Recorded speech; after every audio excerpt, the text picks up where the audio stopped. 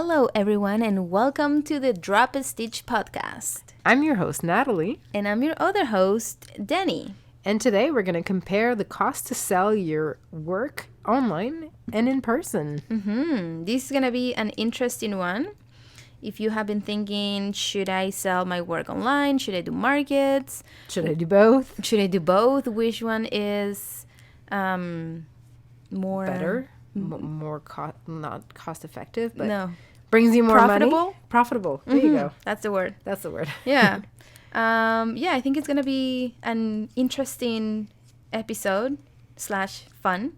I love talking about these things. Yeah. But first, how was your week? It was good. We went to the Sugar Shack. Yes. On the weekend. On the weekend. It was super fun. Took the babes. They loved it. Oh my gosh. Isa, did you see the amount of eggs she ate? Yeah, she loved it. Holy crap. That was a lot of eggs. I mean, my personal favorite was me sneaking some maple syrup in Luca's plate and him thoroughly enjoying. Oh, yeah. Licking it, sticking his fingers in it and then licking them and then looking at me with his face wide like, this good. I know. Yeah, I know it's good. Really? More? Yeah. More Newly? More maple syrup? Yeah, that was funny. That was pretty funny. But Isa, oh my gosh, she ate so much. So much egg. That girl, she can eat for We'll forever. feed her once in a while. I know. Once a month, you know. That's why. I keep teasing her because every time I come, it's like dinner time and Isa's just like starving. I know. It's like, Jesus, girl. People would think we don't feed you. Yeah. We do. Also, she just doesn't stop eating. Yeah, that's the thing. Like, we have to stop for her, which is crazy because Luca wasn't like that at all. Yeah. But, yeah, it was fun. I loved it. It's our yearly tradition. Yeah. I love it. And other than that, just busy with work, trying to get patterns out and doing things. I have this beautiful pillow that I made for Isa. Yes. That I already showed to you guys. And I have to call for testers, but I need to do... Okay, so I'm going to do something a little bit different. I'm going to do the pattern. You know, it's going to be the pay pattern, but I'm going to do a free video for the name, to how to write the name, so that it can work for everyone, because I just can't sell a pattern with the video, if that makes sense. I mean, I can, but I don't know, like, it's just too complicated. I just rather put it out there for people to know that. So I need to record that in order to call for testers. So I've been busy with that. And then on the other hand, Michael's, I have to do content for them I think it's every 14 days or something like that. And because I always do it right on time, the next one cut me so close. Yeah. So I feel like I just did the Easter basket, and now I have 7 days to do the other one. And I came up with a super cute idea that I had last year that I didn't do. So I'm doing that now. So I also need to do that and release all of that this week while also working on the pillow. I'm like, so much to do. So much to do in so little time, but just crazy busy. And with the kids, you know, you can't. Yeah. Well, you're soon gonna know. I don't know just yet. I mean, I know by seeing you. Then you're gonna really appreciate nights. You're gonna be like, I'm doing everything at night. Yeah. But yeah, super busy. What about you?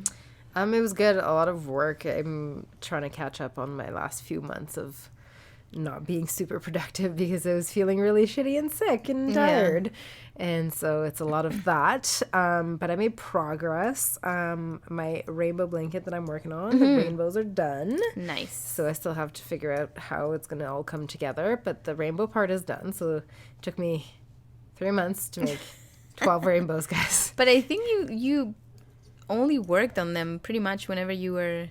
Yeah, like here mainly. I did some here and there, but it's just I haven't had the time. I haven't, like, whenever I have a bit of time, I just want to rest and like not do anything. So I haven't done very much.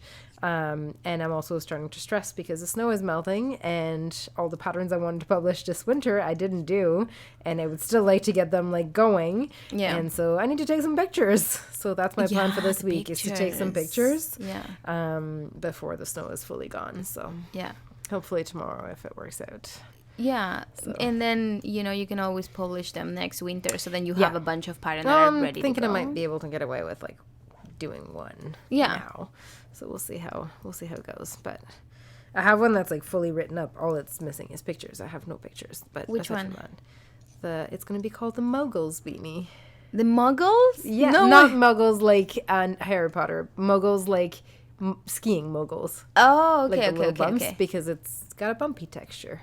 Okay. It's the one I made for the Malabrigo yarn. Oh, that one. Okay. Yeah, that one's all written up. It's all ready to go. I just need to have the pictures to put with it. So. What do you mean? But why don't you just put like pictures of the hat? You don't have to be wearing the hat. Like I know, but you want. I want to do picture. Like my goal is to do pictures before snow goes.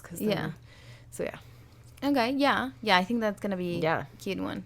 So I would do that one, and yeah, I have like another one that I just have to like write up in my like template.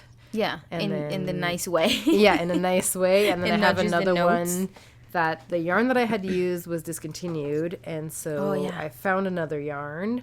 Did you use I haven't yet. That's what I have to do. I have to knit it up and make sure it works, and then if it does, then write that one up. That would be so nice. My goal is to like have them written up like soon, even though I'm probably not going to publish them at this time of year, like maybe one, and like have the pictures taken just so it's ready to go. So like next winter, like when I have the baby and I have no time, I can just be like, pattern tester is perfect, patterns out, I don't have to like do all that work. It's kind of already done.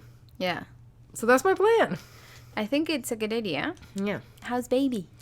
Baby's good. Baby's growing. I have a tiny little bump now. It's so cute.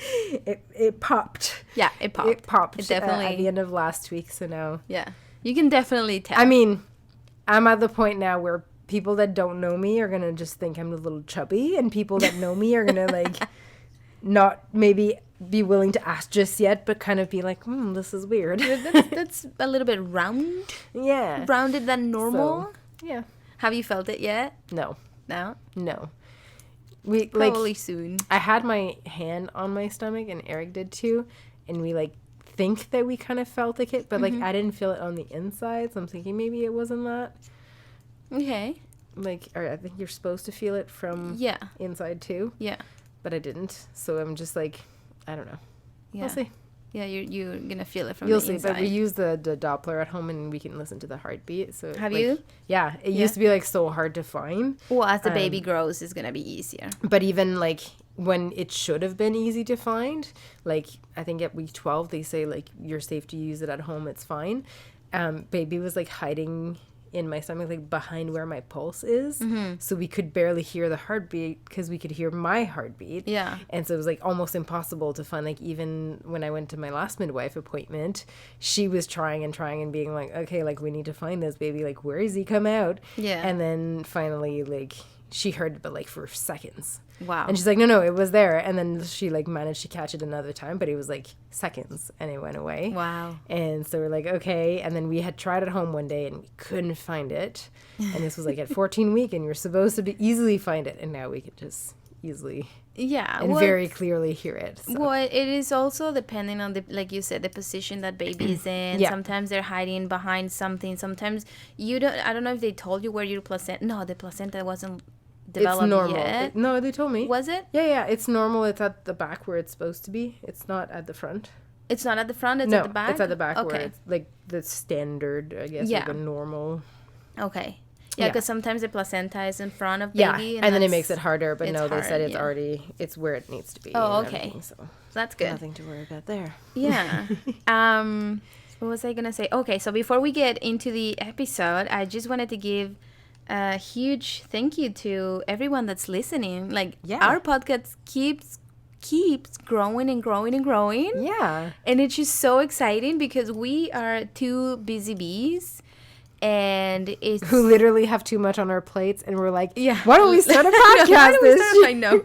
No, literally everyone I told that we were starting a podcast were like, and where are you gonna find the time? I know. And when I are like, you gonna? Who knows? I know. But it's growing, and it's like like I said, we are just two busy bees, so we barely have time to check. But the time we do, that is whenever we upload an episode or whenever I have the time to post on YouTube, I just check and there's more people and more views. Yeah, and it blows our mind. It's like there's people actually listening to us. I know, and I love it so much. So thank you guys for sticking up with us. Sticking with us? Sticking with us. Sticking with us. Yeah. Okay. Okay, let's get into today's episode. The cost to sell our work online versus in person. Mm-hmm. You'll be the reference on this. 1 or 2. Yeah, I do 2. You too? Kind of. Yeah. I mean, you don't... Well, okay, so we're talking in here specifically physical items. Yes. Not patterns. Yes. Because that's only online. I mean, no, you could also sell but a physical it copy. Doesn't work as much. Yeah. It's mainly online. Yeah. Okay, so... Physical items. Physical items for online. What? Yes. Okay, let's just begin with the general cost. Yeah, the general, no matter what way you sell, you have to understand that there's going to be some cost. Mm-hmm. Like, if you want to make an item, you need some yarn. Mm-hmm. You need the basics. You need the yarn. You need the knitting needles or the crochet hooks. And all the notions, like stitch markers and darning needles and cute scissors. Tiny little scissors that cost $35 that you don't need but you still want because they're cute and they cut well. Of course. Unless you can buy them on AliExpress and they cost you like $3, which is what I do. Mm. And they are so nice. They take forever to come. Yeah. But and then you forget you bought them. Yeah. And then you're like, ooh. Oh my God, a gift from me to me. I know. Then you need your tags. I mean, it's not necessary, but kinda is. Kinda is. You have to do your own publicity. People have to know who you are and, you know, where they can find you again. Like, we all know if you give someone a business card, they're gonna lose it. Oh, yeah. We're in 2023. Everything's digital. Like, no. Yeah. They'll either find your handle and follow you online or toss your business card. So if you have a tag, it allows people to be like, oh yeah, it was this person that made it. Search. Oh, there they are. Yeah. So or at least they remember your name, even if they don't know exactly your handle. At least they can remember, maybe Google it and you're probably going to appear, or they know somebody or whatever. And it's fun too because, like, I can notice when people are wearing, like, handmade items. Oh, yeah. Like, in person, and, like, I'm walking around the grocery store and someone's wearing something handmade and I'll be like, I want to see the tag. Who made this? Isn't it crazy? Every time that I'm at a market or somewhere like that, I'm constantly looking at people's hats. Yeah. All the time. For sure. And it's just like, I'm just looking all these people's head and their hats, and if they have tags, are they handmade? Like, all the time. Yeah, for sure. And even crazy. like anywhere, like, I'll notice, and like sometimes like I'll spot like a tag from someone I know, and I'm like, oh, I know who made your hat. Yeah. Like, it's fun. And yeah, so have a tag. For sure. And a lot of people ask me where to find them, because I get that question all the time on YouTube. Just go on Etsy. Yeah. There's so many makers that can make them. You many. can find someone like close to you, someone You more can popular, just see, someone wherever. You can just Google or type faux leather tag, or vegan leather tag. And you're gonna find they have cork tags too. Yeah, there's different ones. Even some people have fabric. Like it doesn't matter. Like whatever you want to use. And when we say tag, we mean something with your branding, obviously. Mm-hmm. Whether it's your logo or just your name or whatever. Yeah, that goes attached to the physical item. Yeah, we've all seen the like made with love. Like those are nice. Those are great if you're gifting a gift. But they don't tell customers who you are, so you kind of want to have a tag. Yeah. And then of course you need whatever materials you need other than your yarn to make what you're making, whether that's pom-poms, safety eyes, stuffing. For my booties I need the leather and the tie, the shoelaces or whatever that is. So whatever you're making, buttons, whatever you're making, depending on what you make, like you need to factor in all of the cost of these things too. Then you need price tags if you're doing in-person markets, and this is gonna be part of our market series that's coming this summer, that why you should have price tags and no price signs. Yes. We'll talk about that. Let's not give it away just yet. Yeah, but yes, price tags. You need price tags. Price tags. And its equivalent online is a thank you card. Yes. When you're selling online, you want to give thank you cards or whatever you can give for your customer to have the best experience. Yeah. Whether that's a sticker, whether that is a handwritten little note, a care card. A care card, yeah. Whatever it is, just something like fun so that they feel that it wasn't just like a big company. A big company processing it in a warehouse. And it was like you put time and effort into their package, like a little tissue paper neatly folded and like a cute little sticker, something fun, something nice. And it just makes people happy. Yeah. Because we all get shitty mail. Oh, yeah. Bills and all that stuff. When you get happy mail, yeah, like sometimes it's fun when it's a little decorated and it's not, Amazon in a gray envelope or a brown box. Yeah, for sure. And last is your time. Your time is valuable. Yes, and that's your time making the item along with your time learning how to make the item. If you're practicing a new stitch and you have to make, or even a new pattern or a new item that you've never made, and you have to make watching a video tutorial. Yeah. Watching online tutorials, and you have to practice and make a couple, and the first ones look wonky, and then you keep going, and okay, now it looks good enough to sell, I'm going to do it. All that time that you spent is time that you spent. If you worked for a company, you would get paid for that time. So you should be getting paid for that time. Exactly. So those are the basics. That is whether you want to sell in person or online. Those are basic things that you need in order to sell your items. Yeah, you need to factor in all of these and more. Yeah. Just you wait. So now we go into the online versus in person. Yes. Things that you need to sell your work online. Yes. Well, first of all, you're going to have either website fees if you have your own website, or listing fees if you're on somebody else's website, like Etsy, for instance.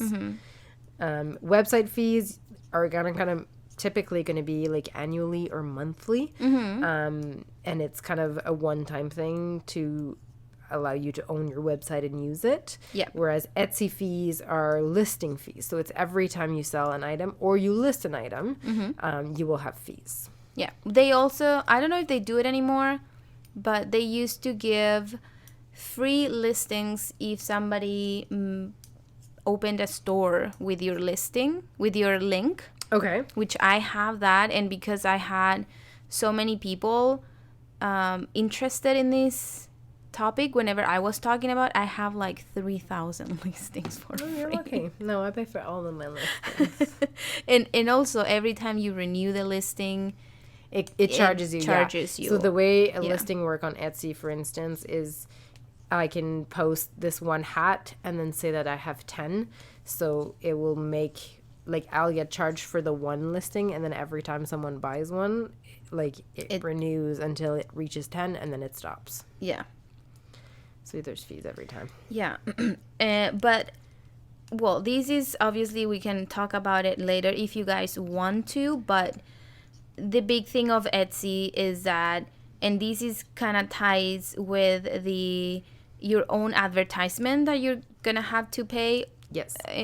Yes and no for the online business, is that Etsy, for example, they have millions of customers. So you don't have to bring your customers to your store. Etsy's doing it for you. Yeah. You just have to have a nice strategy to get to those customers, because you can't just publish a listing just like that and pretend that millions of people are going to see it. No, you have to have a strategic way to there's ways to set up your listing to attract properly. people. There's using SEO and blah blah blah. different words that you can use, all that stuff.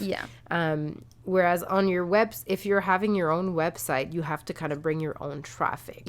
So what publicity and marketing content you would spend, whether that's like, buying ads, which most small businesses don't necessarily do. No. But just like creating content, creating reels, creating this, creating that to attract people to go to your website.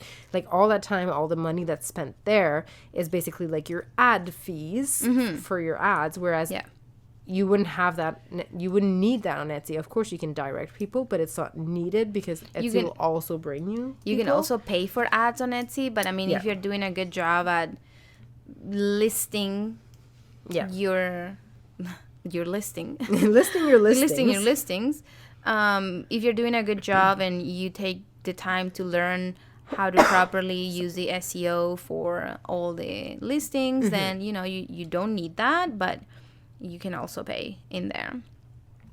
Okay, and then when we have all the website and all those fees, when you're selling online, you need to consider your packaging fees as well. Yes. So the boxes, kind of what we were mentioning earlier too. You want to make it look cute. You want to like have obviously a box or a envelopes. What do they call it? Polymailers. Polymailers. That's what I was looking for.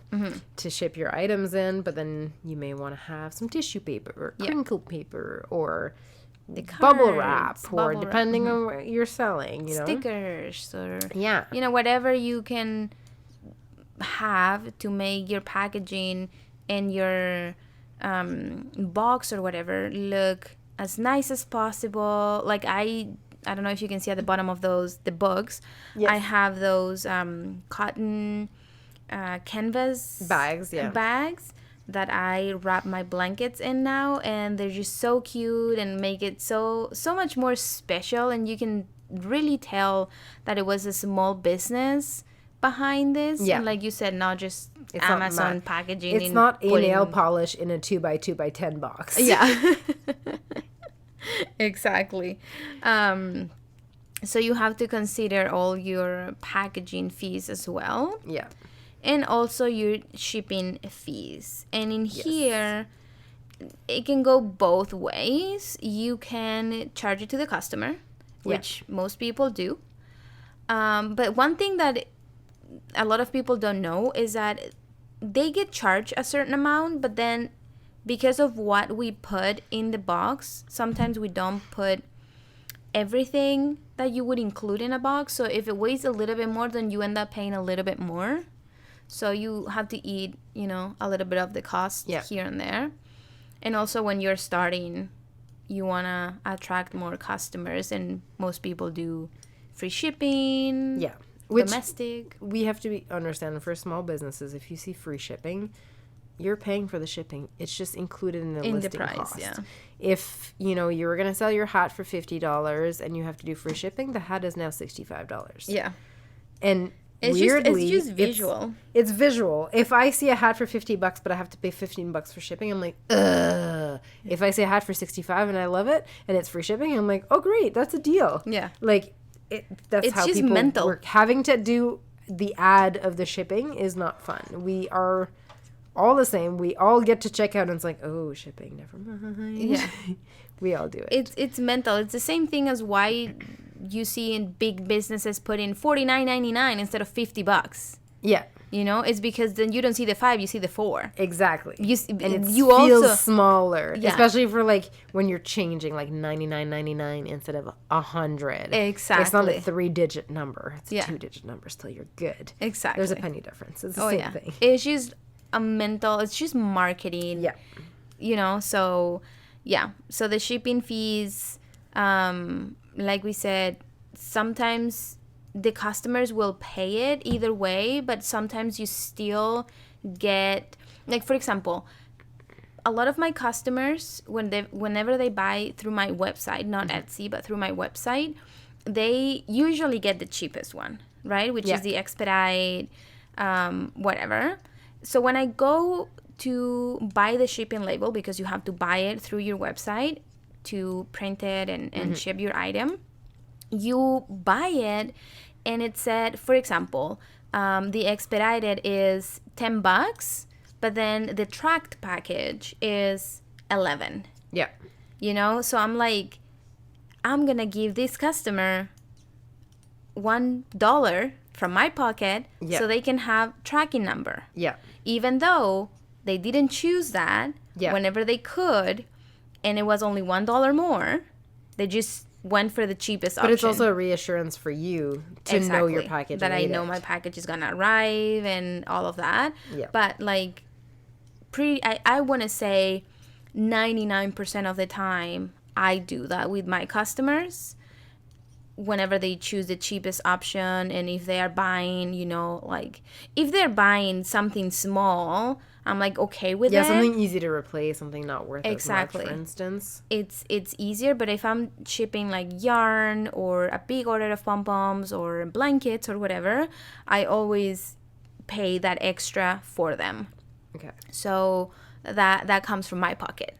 So that's what you have to consider whenever you're doing the shipping fees. Okay, should we say this at the end or after each one? At the end. Okay. At the end. Okay. So in person, we're assuming in person, you're most likely going to do markets in this case, some sort of market. So you're going to have your market fees. Yeah. Most reputable markets. Yeah. Will charge you a fee. They'll charge you a fee, and that fee typically will cover the room. It may cover like table and chair rentals if they're provided for you. It covers the publicity for the event. So whereas online you have to pay for your own website fees, your own ads and all that stuff, where you're doing your market, that's kind of included in your market fee. The person that's organizing the market will have done publicity, will have gotten the word out. And that's kind of their job. Oftentimes they'll ask you, obviously, to post that you're going to be there and whatever to help bring awareness to the market. But most of the bulk of the publicity is done by the person organizing it. If it's a really good... Yeah, if it's a good market. And so therefore, kind of by paying that fee, you're ensuring yourself a customer base if you've chosen your market properly. And we'll do that too when we do the market series. I'm so excited for that. I know, we have so much to say. How to choose properly how to properly choose a market. Yeah. But if you've chosen a good market that fits in your niche and whatever, you're going to have a customer base right there and there. And then that's kind of included in your market fees. Yeah. You will also need stock. So whether it's hats, whether it's mittens, headbands, whatever you need stock. Yeah. So you need to buy all these things ahead of time to make everything and have a nice stock for your market. So everything we were mentioning earlier, your yarn, your needles, your hooks, your tags, your pom-poms, your other materials, like stuffing, whatever, price tags, thank you cards, like all the time you need to make that, you need to have put all this ahead of time. So to be able to make the materials and have them with you. Then we need the transportation. Yes, you need to get to your market. And it's not necessarily as easy as taking the bus, because you have to bring your whole market set up. You have to bring your displays. You have to bring your stock. You have to bring everything that you're going to need for the day. And we have said this before. I have said this to you before whenever I was doing markets. Because we are in the knitting and crochet community, boy, is it ever bulky to bring your stuff. Bins and bags, and it's not ending. It's so much. And then we see the people that sell jewelry and cards. Yeah. And you're almost jealous. They have like 2 bins. Yeah. Everything fits, and you're like, I know. Man, I have 16 bins. I know. A table, 2 chairs, a tent, this display, crates, mannequin heads, mirrors. Yeah. It's ridiculous. You have 2 bins and your entire stock fits in it. I know. It's ridiculous. So that's what we chose. That's what we chose. But yeah, so your transportation, and like Natalie was saying, it's not as easy as just taking the bus. You need to make sure that everything that you are going to bring to your market fits in the vehicle you have. And if not, you have to borrow somebody else's or ask your in-laws or rent. Yeah, rent a vehicle or a van. And then there's the cost of all your setup. Because like we were saying, mannequin heads and crates and shelves and display cute stuff and mirrors and all that stuff, that costs money, and you need to buy it and you need to have it with you. Oh yeah, because that's how you're gonna make money. Yeah, that's all the setups. It's actually a lot of money too. It could be cheap. It doesn't have to be super expensive. Yeah. And we can talk about that when we do the market series too, like how to get a display. But like it adds up. If it's your first time and you have to get everything off the get-go, it adds up. Of course, you can like use some of the stuff you kind of already own and that, but then that also means disrupting your home to grab all these items and then having to put them back. And if you're doing more than one market, it can be very annoying. Okay, I'm so excited for that series. Okay, you guys need to be super excited for that series because this summer we have so much to say. I have been doing markets for so many years and I have so much to share with you guys. It's going to be multiple weeks long. Oh yeah, for sure, because we upload one episode. June. Yeah, I think so too. Or May. It depends. We have to check how many episodes we have, but we post once a week. Yeah. So with 4 topics, we have 1 month covered. I know. But it's just going to be so fun. We have so much to say. We have so much to say. I know. Okay. But all these to say that the 2 big difference that we see in here for the online and the in-person is that for online, you can do on demand. Yes. Meaning somebody buys your product and you can even use that money to buy your materials, make the item and ship it, and then you keep the profit. Versus the in-person where you need the money ahead of time to build up your stock. Yeah, and have your display and have everything. And then when you get to the market, you hope to make money. Well, that's the thing too. Like when you sell in person is easy money. I mean, not easy money, but like quick money. It's all at once. Ooh, and we forgot to mention too, in your time, you have to plan, like if you're doing markets, if you're doing it in person, you're there all day. Yeah. Like, whereas online... From 9 to 5. Yes, online it's on demand, so it's just as needed. Yeah. You put the time in, right? You do your listing at first, and then once that's done, if you sell, you spend the time. If you don't sell, you don't have to spend the time. Whereas if you're in a market, and the market is running from, 10 to 5, well, you're setting up... Well, you're loading your car at 8 in the morning. You're driving there at 9. You're getting there for 9 so that you can set up from 9 to 10. And then you're there from 10 to 5. And then you're taking your setup down from 5 to 6. And then you're driving home till 7. Yeah. And then you probably leave your shit in the car because you're too exhausted to bring it in. Or you just dump it all in your entrance and deal with it the next day. Yep, that sounds about right. You can obviously also do... ready to ship items online. That is also an option, but most people do on demand because then you're not having stock sitting at home. And also when you're just figuring it out what is that you're selling the most, when you're not doing these big launches where people are doing shop updates and they have like a huge stock because they know they are selling. For example, I follow this girl on Instagram, and she was making the cutest bunny romper outfits for babies, like sewing. Yeah. Beautiful. And I was like, I need that. And she's like, oh, they're sold out, blah, blah, blah. And she gave me like 3 other names of people that were also doing it. Okay. And this girl had, I think, like 500 or 600 pieces, and she did a shop update. They flew, like they were gone in seconds. Yeah. And I couldn't get my hands on one. And so whenever you have, and she doesn't even have that many followers, it's just that item was so popular. Everybody wanted to get it, and probably every single one of her followers wanted that. Yeah. And including people like me that I didn't Came know. Across it and just somebody like, oh just gave me her name because they were like, oh, she also makes them. Yeah. And whenever you have a hot item like that, you can make a bunch of them and then do a chop update. This happens with people that do the hand dyed yarn. Yes. And this girl Kelly, she sells her crochet hooks. Yes. Beautiful Knitbrooks. Yeah. She sells her beautiful crochet hooks, and she also does these shop updates.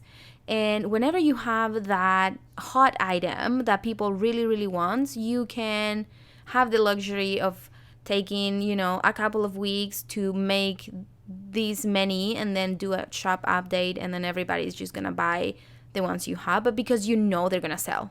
Yeah. You're not just making things just because and have them sitting in your home and then just putting it out there. Like, most people don't do that. So that's the benefit of the online, is everything is on demand. You can use the money from the sell to buy. Your investment, like your starting investment, is a lot lower. Versus the in-person where you need all this money up front. Yeah. So yeah, those are the costs to sell our work. To sell our work online versus in person it's interesting, and it's for sure not cheap.